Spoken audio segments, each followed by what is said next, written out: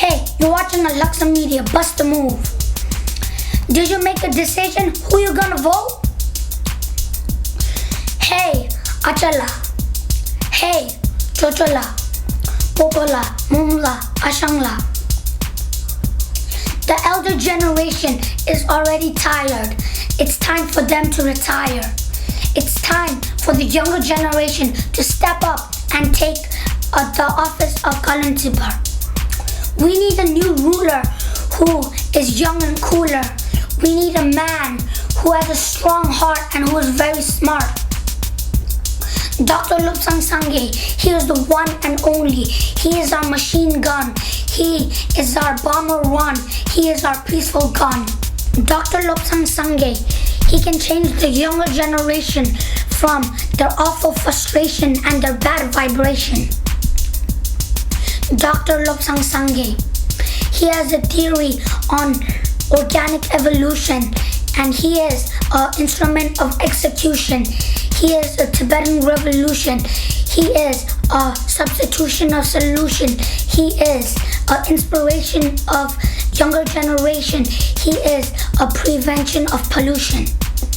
Dr. Lhaksam Media, he is the only candidate who can light up the future with his light in the dungeon of the darkness. Peace out.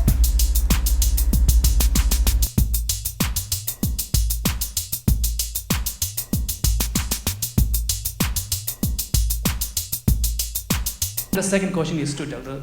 Lhaksam Media. Lhaksam Media presented about some facts about the Tibet, and I'm just wondering how much biases are there in the history, in the portion of the history that you presented. Thank you. Okay, I want to ask Lhaksam Media, what's your opinion? What's your opinion about the new leader, Panchen Lama, under the progress from China government? Do you think the youngs of Tibetan will accept him?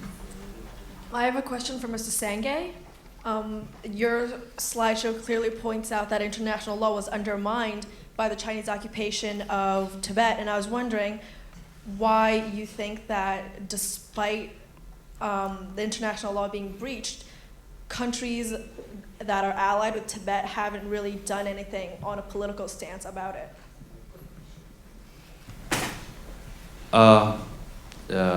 The first question, whether my presentation on history was biased, I would say no. But that's what we expect a Tibetan to say. Having said that, I would say this much. As much as I'm a Tibetan, I try to be as objective and as scholarly as possible. Also, in the last 15 or so years, I've made efforts to reach out to Chinese scholars and students and organize several conferences. And which means I've also tried to understand the Chinese point of view. And putting all this in context, I make my presentation. So simply, I cited the international law and the treaties we have signed. That's why I didn't cite any historians that you can point out and say, well, he's obviously biased towards Tibetans. Again, generally it's agreed under international law, Tibet was by and large an independent country for most of the time. There might be an issue from 1723 to 1788 when Gorkha invasion, again in 1791, it can go maybe up to 1888 or something like that. But generally, not much disputes among historians, mainly outside China, that Tibet was, by and large, an independent country for most of the time.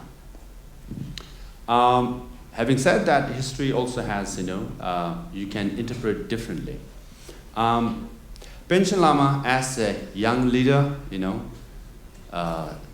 many Tibetans will, challenge that interpretation itself, because what you are referring to is the quote-unquote Chinese government recognized Panchen Lama.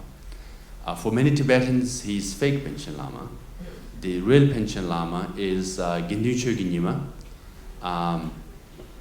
He has disappeared now, and we regard him as the real Panchen Lama. And every year we celebrate his birthday more as a mourning than there's nothing much to celebrate, but observe his day. So for us, Gedincho Ginyima is the real Panchen Lama. The what we call fake Panchen Lama will not be accepted by Tibetans inside and outside at all. He might be paraded around. People might be fined to show up wherever he visits. He might be given major post. Recently, he was promoted to certain high-level positions in China. All these are, positions and power the Chinese government is trying to project in him will not be recognized because faith is in your heart. You see, it's not in your head.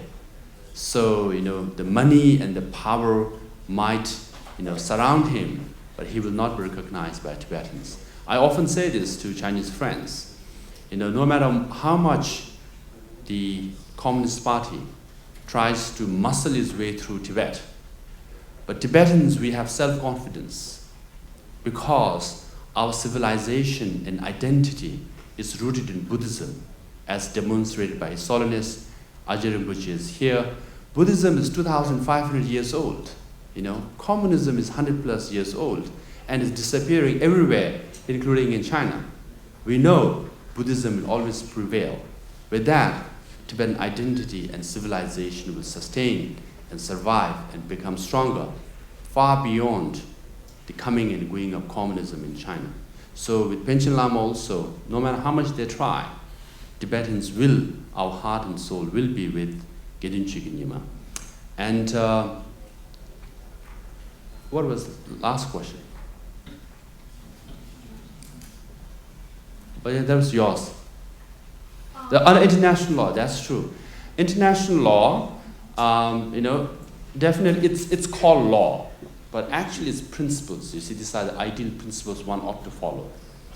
So in many cases, if you look at the progression of international law, it's by and large implemented more in the private sector, business and economy, But in the public sector, implementation is quite scarce and challenged. That's why it's still in the process of evolution. Now, if you go by the international law, Tibetans ought to have right to self-determination. They ought to be, at least they should be able to file their case in International Court of Justice. And we already have 3 resolutions in the UN General Assembly in 1959, 60, 63, and 65. The 63 one recognizes Tibetans' entitlement to self-determination as well. But then, having said that, international bodies, including the United Nations, is very much politicized, right?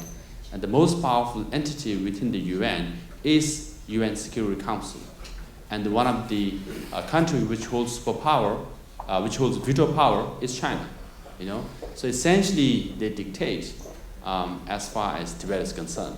Hence, we don't have space to file cases for the issue of Tibet. Having said that, if you look at the collapse of the Soviet Union, all the Eastern European countries did get their independence based on self-determination. So it's fair to say we do have a strong case of right to self-determination, but at the moment, there is no space within international institutions for Tibet to file this case.